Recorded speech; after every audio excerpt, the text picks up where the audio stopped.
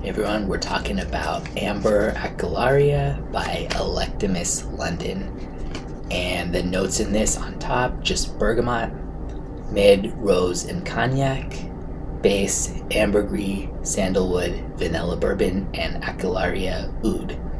So that already to me is okay, I'm probably not going to like this fragrance when I see those notes. Rose, no. Cognac, I don't really like boozy notes.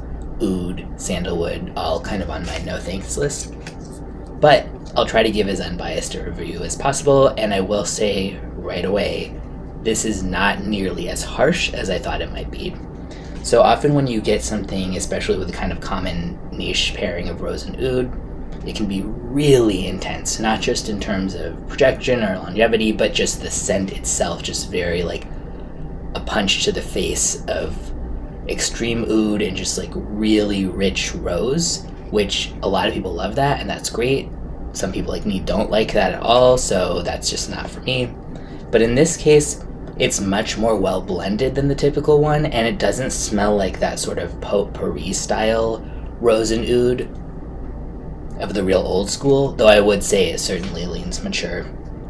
So in the opening, you're getting this kind of sweet, syrupy vibe. I mean, the only thing they list in the top is bergamot. There's clearly a lot more present than that, even if it's just from the lower notes kind of coming up at the same time. If it was just bergamot, it would smell like a million other fragrances out there. But yeah, it has a very syrupy vibe, maybe between the rose and the cognac and the slight tartness from the bergamot. And when it opens, this is actually not very linear to me. It's just, yeah, very kind of almost sickly sweet in the opening, but not in a low quality way, still in that niche, well blended way, but just very much sweet. Pretty quickly as it continues, you get that strong base with, for example, the oud being very prominent, some wood from the sandalwood, the cognac, kind of smooth booziness, and the rose, although the rose here is not the star of the show. For me, at least, it's really not. It kind of gets overtaken by the other notes below it, and maybe even above it. So I don't think you need to be a rose lover to like this. I think you could even kind of dislike rose. Like, I don't usually like rose, and that's not what bothers me about this. Really, the boozy part comes in, and I don't like it, but it's very smooth. So if you like boozy notes and you like a really kind of classy take on boozy notes, this would be a good one. By the time it gets to the dry down, it's kind of a really rich oud. It's not the type of oud where it's like, oh, you'd never guess that was oud. It's so incredibly non-offensive. Not that it's offensive, but it's strong and thick and almost plum and tobacco-like.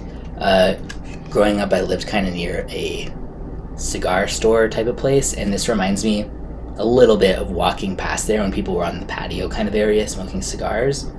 It almost has like a cherry tobacco type of vibe, like pipe tobacco, with that sort of cherry feel, earthy and woodsy, but thick and very rich. Who this would be good for, I think it could easily be unisex. It is a bit more masculine leaning to me in sort of a haughty, regal sort of way, but it's not overall something that anyone would think. I don't think if somebody with more feminine presentation was wearing it, like, oh, that's so masculine. No, I think it's pretty unisex in that sense. And I would say this would be good for people who are fans of fragrances by, say, Parfum de Marly, Frederic Malle. Not so much, definitely not typical designer fragrances, not least of which because this costs $500 for a 100 milliliter bottle. Very expensive, even by niche standards, even by Electimuss London standards. Most of their other ones are not above $300. I could see someone thinking that this was worth it to pay for that if you really like those sort of like really regal, refined, boozy, slight oud fragrances. For me, just I don't like it. That's the category in general. So it could be $5. I wouldn't wear it. But I'm not going to say it's unfairly priced for what it is, just because this definitely smells super expensive, very rich, classy, and refined, and I think a little would go a long way. I mean, you could make a 100 ml bottle last quite a while, especially because this is not something that you just throw on for a casual use. This would be well reserved, I think, for a very formal event or when you want to feel really fancy. Yeah, so all the more reason that that bottle could last a long time. But I would recommend sampling it first for sure, even if you think, you know, you typically love rose and oud fragrances. Again, this isn't the typical one. Even if you just think the notes look good in general, it doesn't quite come across the exact way you might think just from looking at the notes.